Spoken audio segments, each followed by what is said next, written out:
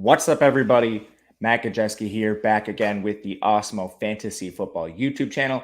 Nick and I started a new series yesterday where we started debating head-to-head players that are very close in ADP at the top of drafts.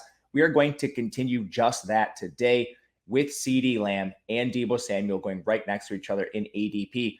But before we get started, a couple housekeeping notes. You've probably noticed all over social media, the Osmo team is going through a rebrand right now. We will now be called Stokastic. So you will see that coming across the channels very shortly. Social media is already starting to take place, and that will affect some of our promo codes and everything moving forward. But Nick, before we get started, I want to ask you, how are you doing today? I'm doing pretty good. I love the new name. I love the new logos that we got, and I'm very excited to do today's video. I think the video we did last time around was very good, so I'm excited to talk about these two players today who are both pretty polarizing in my book because it seems like some people are pretty low on one of these players. Yeah, for sure. I agree with you. I also love the name Stokastic. And for things like promo codes, if you don't know how to spell that, just hit the link in the description of the video. That'll show you everything you need to know and how to spell it for your promo codes. We are also sponsored today by Underdog. We will be using them for all of our ADP references. So if your ADP is a little bit different, Underdog is what we are using. They're the best place to draft in the summer. So check them out. We'll talk about them a little later. And of course, hit the thumbs up button, subscribe to the channel, and hit the notification bell so you know when this and all other content goes live. So mentioned above, CeeDee Lamb, Deebo Samuel, they're coming off the board next to each other. CeeDee's at pick 13.2 on Underdog. Deebo's at 17.7. They're wide receiver 6 and wide receiver 7, respectively. What do you say we start with Lamb here? All right, let's do it. All right, so we're going to lay out the bull case for CeeDee Lamb, first of all. Wide receiver 1 for the Dallas Cowboys. Biggest news here, they had to get rid of Amari Cooper this offseason. They were in a little bit of cap trouble because of the Ezekiel Elliott contract and some other situations they got themselves in. So Amari Cooper gets dealt for a late round pick, and CeeDee Lamb looks like the heir apparent. But it's not just that. Michael Gallup tore his ACL at the end of last season, and he didn't have surgery right away. So we don't even know if Gallup is going to be healthy for the beginning of the season, which leaves very little competition behind CeeDee Lamb. It's probably Dalton Schultz as the de facto wide receiver 2. So lay out the bull case for me and why people should be considering CeeDee Lamb in the top 6 receivers. Yeah, it's exactly basically what you were just saying. It's the fact that Amari Cooper is gone, and now we could be seeing CeeDee Lamb maybe get to 150 plus targets. Last year, he saw 120 targets. And without Amari Cooper there, I really think that he could be seeing 150, 160 targets. Now, I'm not going to tell you he's going to get to 180 like Michael Thomas a couple of years ago when he had that crazy season. But with a offense that is very high tempo like the Dallas Cowboys, it really would not surprise me if CeeDee Lamb was seeing 150, 160 targets, especially if Michael Gallup's injury is serious and he misses maybe half of the season. Now, I understand that might be aggressive because right now the timetable is very uncertain, right? There's basically nothing coming out right now about Michael Gallup. He could play week 1. He could be out the whole fucking season and you wouldn't know because nothing is being said about him. But at the end of the day, I think he is going to be missing some games. I think that CeeDee Lamb is going to be the clear number 1 wide receiver on this team, and his target share in this offense is going to go up. Last year, it was 20.4. I think it's going to be closer to 25, maybe 28. And I believe that he is going to be a player that could easily finish inside the top 5 at the wide receiver position. He is a very interesting player because they drafted him so early 2 years ago. And in my opinion, I didn't even think they need to draft him that early. But now it made very much, it makes perfect sense now, right? Because they paid Ezekiel Elliott $7 zillion, like you said. And now they're in a bad situation. So CeeDee Lamb here is going to be the number 1 receiver. He only scored 6 touchdowns last year. I think that's going to increase as well. Right. And I think if you just look at the offense as a whole, this is pretty desirable for fantasy football.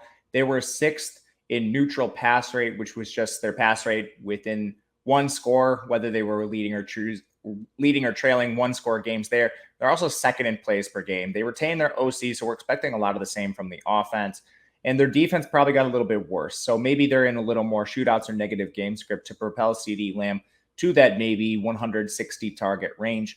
And then you look at his efficiency. He's a player that is on a strong trajectory. As a rookie, his yards per route run was 1.81. Last year, jumped to 1.94, which was 21st. And that 2.0 is really the elite threshold we're looking for. So CeeDee Lamb looks like he's on the cusp of that this year. Anything else positively, or we want to get to the negatives with CeeDee Lamb? Yeah, again, I just want to kind of harp on the fact that the team that he's on is just so good and that Dak was kind of inconsistent last year, I believe, due to the injury that he sustained. So I think that if Dak is healthier this season, right, isn't really hobbled by that, then we could really see Dak Prescott put on a even better or better season than last year. And with it being more consistent, that will also help out CeeDee Lamb. Yeah, I think that makes sense. Going to the bear case for CeeDee Lamb, this is a little harder to lay out. And again, we're talking about a borderline top 5 receiver here. So I'm going to try the best I can here with the bear case and then get your thoughts. I think the offense could take a step back in general. And I think that is because they have a lot of premier pieces exiting the system. We already talked about Amari Cooper, but they also lost Cedric Wilson. They lost Blake Jarwin, who's not really a strong player for their team, but he's a solid role player. They lost Connor Williams and Lyle Collins on the offensive line. And I think that's probably where they took the biggest step back. They're now asking players like Tyron Smith to not only stay healthy, but continue through age. Zach Martin the same, but Tyler Biadasz needs to step up at center. They drafted Tyler Smith very early. He was one of the most penalized players in college for everything he did well. That's going to be an issue there. And then I don't know who's playing right tackle. You might be looking at like a Terrence Steele or something. So the offensive line's a big question, which just leads me to overall offensive efficiency. Is this team going to score as many touchdowns as last year? I'm not sure, but it's a main question that I have. What do you think about that? And what is the bear case for CeeDee Lamb? Yeah, I think that is definitely reason to be a little bit nervous, right? The Dallas Cowboys for the last what feels like a decade, right? Ever since I started watching football, oh, this is the team that has one of the best offensive lines, and it's always very consistent. They have a great offensive line, but recently that has not seemed to be the case. My biggest worry with them is that their pass play percentage last year was 11th in the NFL, 59.61% of the time they threw the ball. What happens if that falls to 17th, 18th? Right now, that's not a crazy fall off, but it's something that is possible. And if they fall maybe below 20 and maybe they try to run the ball a little bit more with Zeke and Tony Pollard, then maybe we really do see this offense kind of fall off a little. Now, I don't think this is going to happen, but I do think that it is possible with how much money they have invested in Zeke and with how much they seem to believe, based upon everything we've seen out of training camp so far, that Tony Pollard is really good. So maybe they do try to increase the amount they're rushing the ball. Tony Pollard is really good. Ultimately, I still think CeeDee Lamb is a fantastic pick. He's a player that I'm going to be betting on. I have him as wide receiver 6 in my rankings. But let's talk about Deebo Samuel, because these guys are going back to back in the rankings on Underdog Fantasy, which I think is justified. Deebo Samuel, he's really come on of late. Last year had a phenomenal finish as a pseudo running back, if you will, and he's been very upset by that usage. So to me, it seems like he's going to be back. Any news on the potential trade front? I think Deebo is a little bit satisfied now, or at least it seems that way. Any news with Deebo?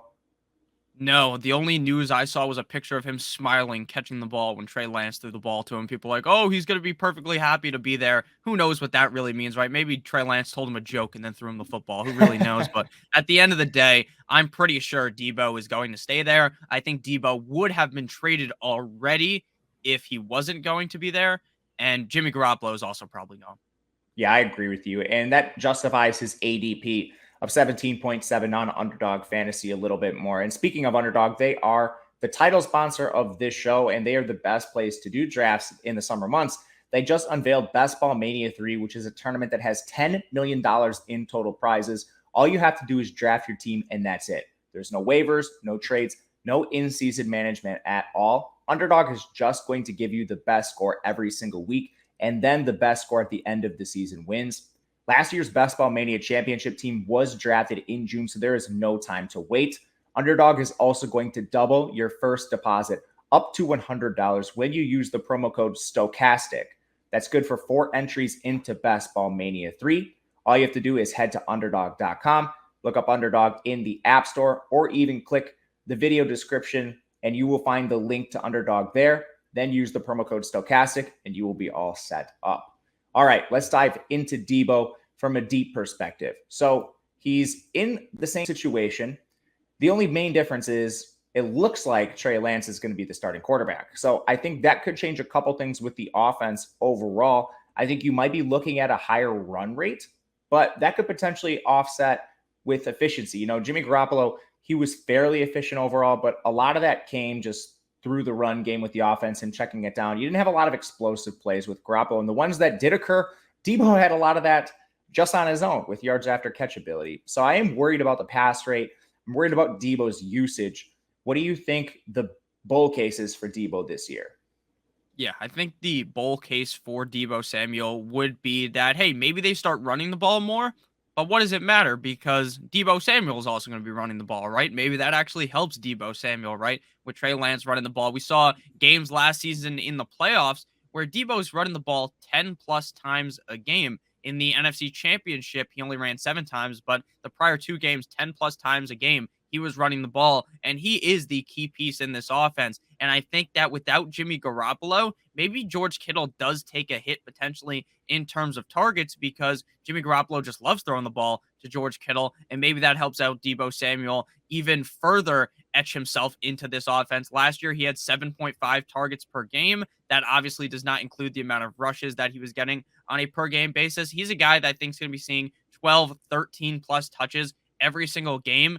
And that is just so hard to find at the wide receiver position, unless you're talking about the other running back slash wide receiver in Cordero Patterson, who's just even better than Deebo Samuel. So at the end of the day here, the positive case has to be that he's on an amazing offense with a head coach that is going to give him the ball. Kyle Shanahan is going to commit to giving Deebo Samuel the rock. And I think that Trey Lance, even as basically a rookie quarterback, right? He didn't get too much shine last year, can still be able to hold this offense up and be able to give Deebo Samuel the ball. And they also have a pretty solid offensive line. So I am pretty confident that as long as Deebo doesn't get traded randomly, or maybe he actually is pissed off and maybe he just sits the whole year, then, which I don't think is going to happen, I really think Deebo Samuel could be a top 5 guy, maybe even be the number 1 wide receiver, even without having crazy receptions and receiving yard numbers. I agree with you. I think the main thing for the bull case is this guy's just really freaking good. He was second in yards per route run when you look at players that had at least 100 targets, second in yards per route run. And I think if you want to talk about him getting used out of the backfield, that kind of coincided with a ton of injuries at the running back position. Deebo had only done that sparingly before last year, but then, you had Raheem Mostert go down right away in the season. Elijah Mitchell was on and off the field, and you're relying on guys like JaMycal Hasty, undrafted free agents at running back. It's really no surprise they decided just to get their best playmaker the ball in any way, shape, or form.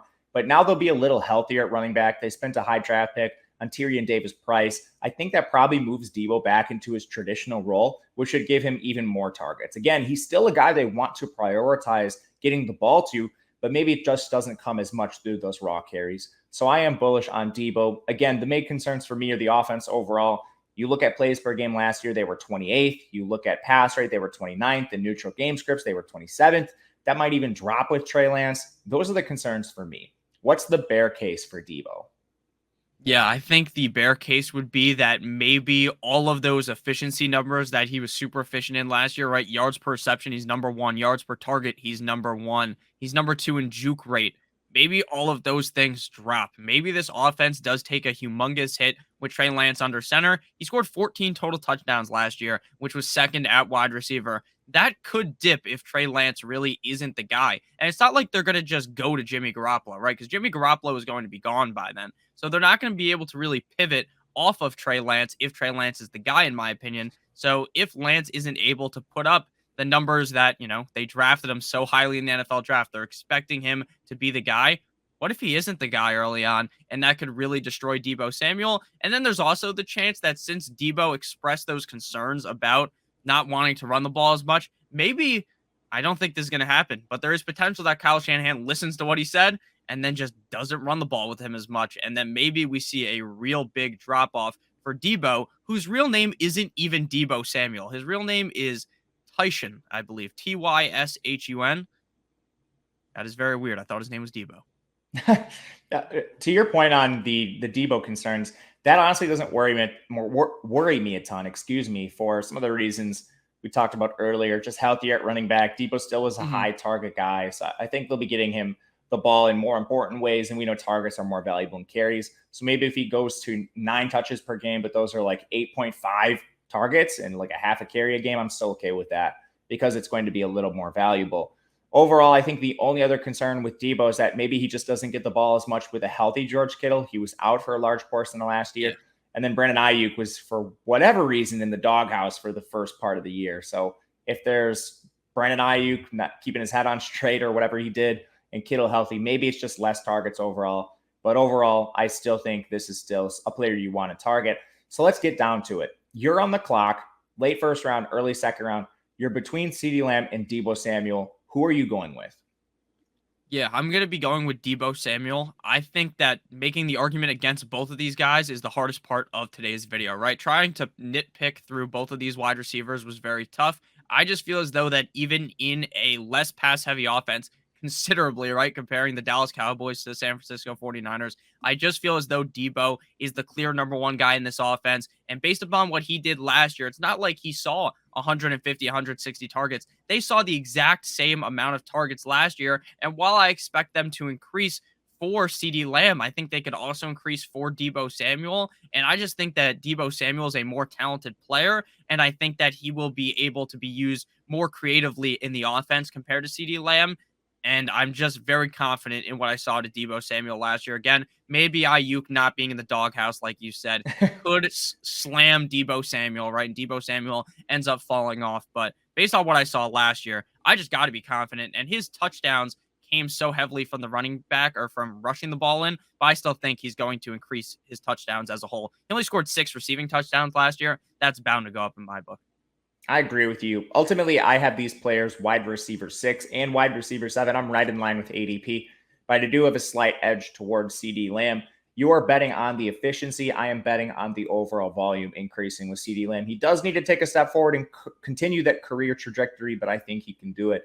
CeeDee Lamb would be the pick for me, but it is very close. Any last words for the people on this pairing before we head out of here?